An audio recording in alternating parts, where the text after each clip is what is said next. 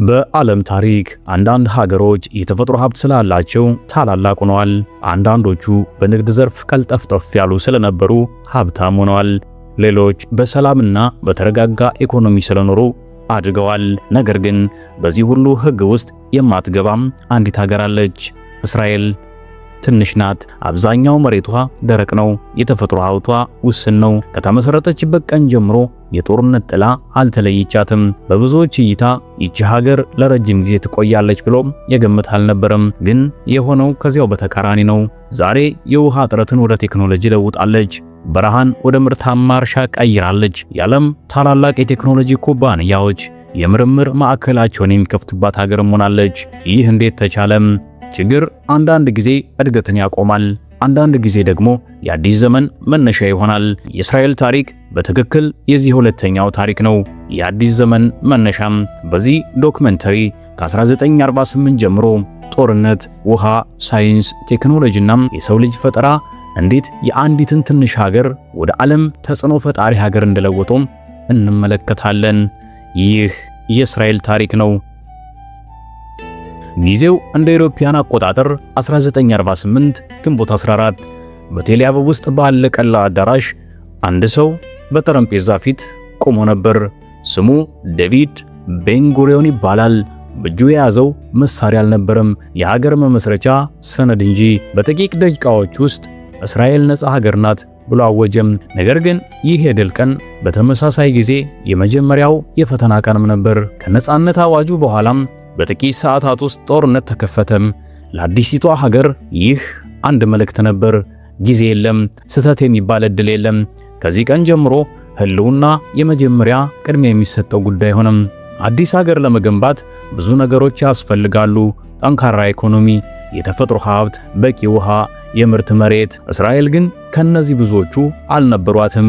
ኔጊብ በረሃ ከሀገሪቱ መሬት ከግማሽ በላይ ይሸፍናል። በብዙ ቦታ ዝናብ የሚጥለው በዓመት ጥቂት ቀናት ብቻ ነው። ይህን የተመለከተ ማንኛውም ሰው እዚች ሀገር እንኳን ዘላቂ እድገት ለሳምንት መቆየት ከባድ ነው ብሎ ቢያስብ አይፈረድበትም። ነገር ግን አንዳንድ ጊዜ ታሪክ የሚጀምረው ሰዎች አይቻልም በሚሉበት ቦታ ነው። እስራኤል ሌሎች ሀገሮች የሚያደርጉትን ውሳኔ ያደረገች። የሀገሪቱ ትልቁ ሀብት ወርቅ አይሆንም፣ ዘይት ወይም ነዳጅ አይሆንም፣ ነገር ግን ሰው ይሆናል ብለው ወገባቸውን ታጥቀው ተነሱም። ትምህርት፣ ምርምርና ሳይንስ በቀስታ የሀገሪቱ የወደፊት መሰረት ሆኑ።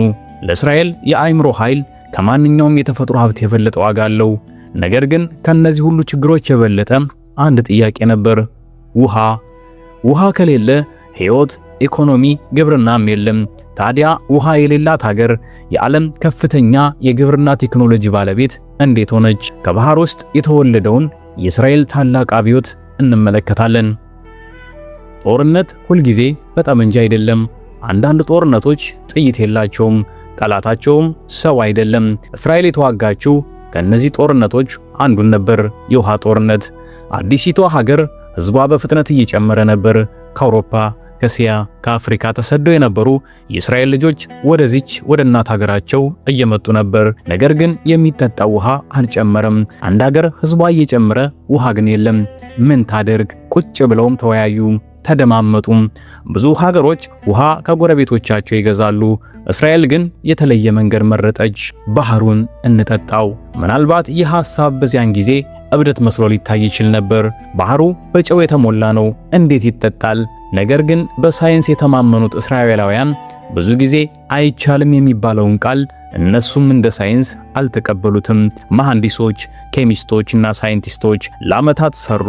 የባህር ውሃን ከጨው ለይተው ወደ ንጹህ የመጠጥ ውሃ የሚቀይር ቴክኖሎጂ አሻሻሉት። ዛሬ በሜዲትራኒያን ባህር ዳርቻ በየቀኑ በሚሊዮኖች ሊትር የሚቆጠር የባህር ውሃ ወደ ንጹህ የመጠጥ ውሃ ይቀየራል። ነገር ግን ይህ ብቻ አልነበረም። እስራኤል ሌላ ጥያቄ ጠየቀች። የተጠቀምንበትን ውሃ ለምን እንደገና አንጠቀምበትም? ከተሞች ውስጥ የተጠቀመ ውሃ እንደገና ይጣራል፣ ከዚያም ወደ እርሻ ይመለሳል። በዚህ ምክንያት በዚች ሀገር አንዲት ጠብታ ከአንድ ጊዜ በላይ ሕይወት ትሰጣለች። ከዚያም ሌላ ፈጠራ መጣ። ውሃን በጎርፍ ከማፍሰስ በጠብታ በቀጥታ ወደ ተክሉ ስር ማድረስ። ዛሬ ይህንን ቴክኖሎጂ ዓለም ድሪፕ ኢሪጌሽን ብሎ ይጠራዋል። ይህ ፈጠራ ውሃን ብቻ አላዳነም፣ በረሃውን ወደ እርሻ ቀየረው። ነገር ግን የእስራኤል ትልቁ ፈጠራ ውሃ አልነበረም። የሀገሪቱ ትልቁ ፈጠራ አስተሳሰብ ነበር። ችግር በመጣ ቁጥር መፍትሄ መፈለግ። ይህ አስተሳሰብ በኋላ የዓለምን ቴክኖሎጂ ካርታ የሚቀይር ነበር። ይቺ ትንሽ ሀገር እንዴት የዓለም የፈጠራ ማዕከል ሆነች? አንድ ጊዜ አንድ የኢኮኖሚ ባለሙያ እንዲህ አለ፣ አንድ ሀገር ሀብታም የምትሆነው በምድሯ ስር ባለው ሀብት ሳይሆን በሕዝቧ አእምሮ ውስጥ ባለው ሐሳብ ነው። ለእስራኤል ይህ ጥቅስ አልነበረም፣ የመንግስት ፖሊሲ ነበር። ከጦርነቶች በኋላም እስራኤል አንድ ውሳኔ ያደረገች። ለወደፊቱ የሚያዋጣው ሕንፃ መገንባት ብቻ አይደለም፣ ሰዎችን መገንባት ነው። ዩኒቨርሲቲዎች፣ የምርምር ተቋማትና የቴክኖሎጂ ማዕከላት የሀገሪቱ አዲስ መሰረትም ሆኑ። አንድ ወጣት አንድ ሐሳብ ካለው እንዴት እንርዳው የሚለው ጥያቄ ይቀድማል። አይቻልም የሚለው ብዙ ጊዜ መልስ አይሆንም። ብዙ ሰዎች የእስራኤልን ወታደራዊ አገልግሎት በጦርነት ብቻ ያያሉ፣ ግን ታሪኩ ከዚያ ይበልጣል። ብዙ ወጣቶች በዚያ መሪነትን፣ ችግር መፍታትን፣ በጫና ውስጥ ፈጣን ውሳኔ መስጠትን ይማራሉ። ከዚያም አገልግሎታቸውን ሲጨርሱ እነዚህን ልምዶች ወደ ንግድ፣ ሳይንስ፣ ቴክኖሎጂ ያመጣሉ። በቴል አቪቭ የቢሮ ሕንፃዎችን ብቻ አታዩም፣ ሐሳቦችን ታያለህ። በየቀኑ አዲስ ኩባንያዎች ይመሰረታሉ።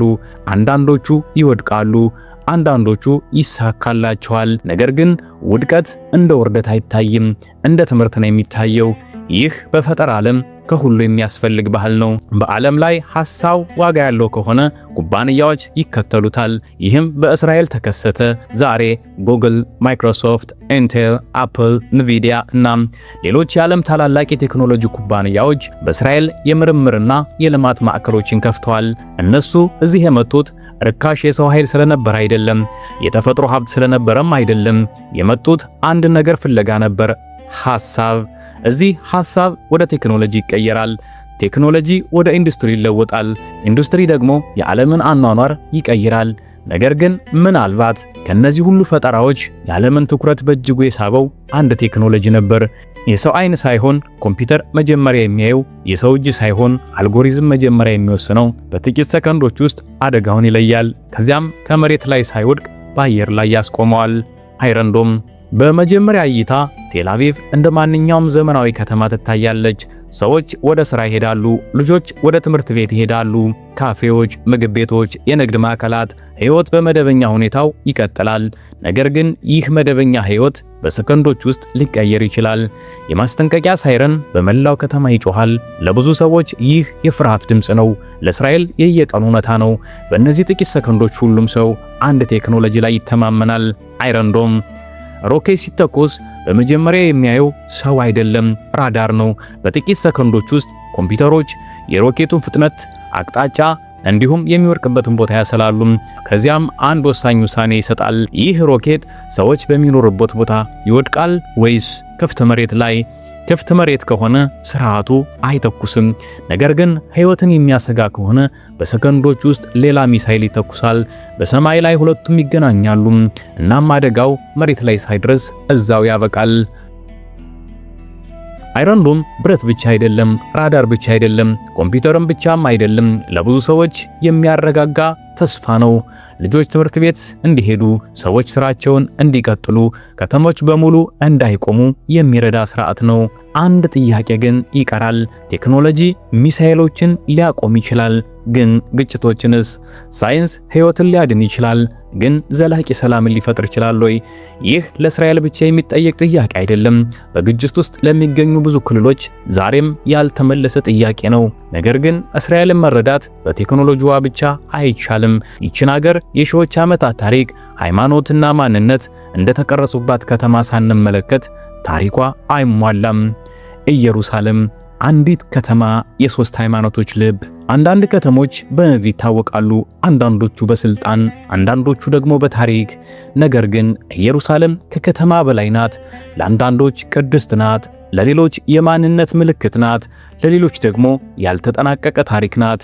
ኢየሩሳሌም በዓለም ላይ በቀጣይነት ሰዎች ከኖሩባቸው ጥንታዊ ከተሞች አንዷ ናት። በእነዚህ መንገዶች ነገሥታት ተመላልሰዋል፣ ነቢያት ተመላልሰዋል፣ ነጋዴዎች ተመላልሰዋል፣ እንዲሁም በሚሊዮኖች የሚቆጠሩ ምዕመናን ለዘመናት በእምነት ተጉዘው መጥተዋል።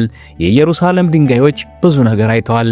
መንግስታት ሲወድቁ፣ አዳዲስ መንግስታት ሲነሱ፣ ጦርነቶች፣ ሰላም ስምምነቶች እንዲሁም ያልተፈቱ ግጭቶች። ለአይሁዶች የምዕራቡ ቅጥር የጥንታዊ ቤተ መቅደስ የቀረ ክፍል ነው። ለሙስሊሞች ይህ ቦታ ነብዩ መሐመድ ወደ ሰማይ እንዳረጉበት ከሚታመኑ ቅዱሳን ስፍራዎች አንዱ ነው። ለክርስቲያኖች ደግሞ የኢየሱስ ሕይወት ስቅለትና ትንሣኤ ጋር የተያያዙ ቅዱሳን ስፍራዎች እዚህ ይገኛሉ። በዓለም ላይ ለሶስት ታላላቅ ሃይማኖቶች በአንድ ጊዜ ይህን ያህል ትርጉም ያላት ሌላ ከተማ ማግኘት አስቸጋሪ ነው። ነገር ግን ኢየሩሳሌም የእምነት ማዕከል ብቻ አይደለችም፣ የፖለቲካ የዲፕሎማሲና የዓለም ትኩረት ማዕከልም ናት። ስለዚህ ስለ ኢየሩሳሌም የሚደረግ እያንዳንዱ ውሳኔ ከድንበሩ አልፎ በመላው ዓለም ይደርሳል። ነገር ግን የእስራኤል ታሪክ በጥንታዊ ከተሞች ብቻ አይጻፍም። ከዚህ የበለጠ አስደናቂ ታሪክ ከተማ ሳይሆን በረሃ ውስጥ ተጻፈ። ለዘመናት ሕይወት የለም ተብሎ የታመነው ኔጊቭ በረሃ እንዴት የሳይንስ ሙከራ ማዕከል ሆነ? ሰዎች በረሃን ሲመለከቱ አንድ ነገር ያስባሉ፣ ባዶነት፣ የማይበቅል መሬት፣ የማይኖርበት ቦታ። ነገር ግን እስራኤል በረሃን ስትመለከት ሌላ ነገር አየች፣ እድል። የእስራኤል የመጀመሪያው ጠቅላይ ሚኒስትር ዴቪድ ቤን ጉሪዮን አንድ ሐሳብ አቀረቡ። የእስራኤል የወደፊት ዕጣ ፋንታ በኔጊቭ በረሃ ይወሰናል አሉም። በዚህ ጊዜ ብዙዎች ተገረሙ። በረሃ የወደፊቱ እንዴት? ቀስ በቀስ በረሃው የሙከራ ቦታ ሆነ። ውሃን እንዴት እንቆጥባለን? በሙቀት እንዴት እናመርታለን? የፀሐይ ኃይልን እንዴት እንጠቀማለን? በየቀኑ አዳዲስ ጥያቄዎች አዳዲስ መልሶችን ወለዱ። እስራኤል አንድ የተለየ ፍልስፍና አላት። ችግር በመጣ ጊዜ መጀመሪያ የሚጠየቀው ማን ጥፋተኛ ነው አይደለም፣ መፍትሄው ምንድነው የሚለው ነው። ይህ አስተሳሰብ ከግብርና እስከ ሕክምና፣ ከመከላከያ እስከ ሳይበር ደህንነት በሁሉም ዘርፍ ይታያል። ነገር ግን ታሪኩ እዚህ አያበቃም። እስራኤል ዛሬም አዳዲስ ፈተናዎችን ትጋፈጣለች።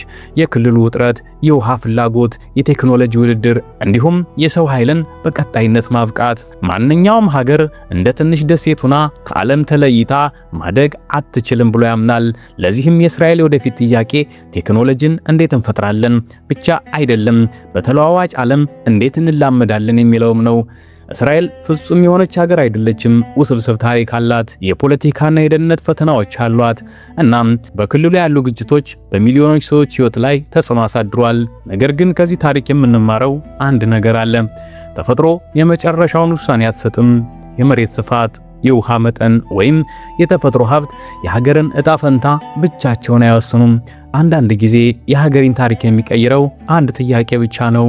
ይህ ችግር ነው ወይስ ይህ ዕድል ነው? የእስራኤል ታሪክ ምንም አመለካከት ቢኖረን አንድ እውነታን ያስታውሰናል። ትልልቅ ፈጠራዎች የሚወለዱት ከትልልቅ ፈተናዎች ውስጥ ነው። ሰላም ሁኑልኝ።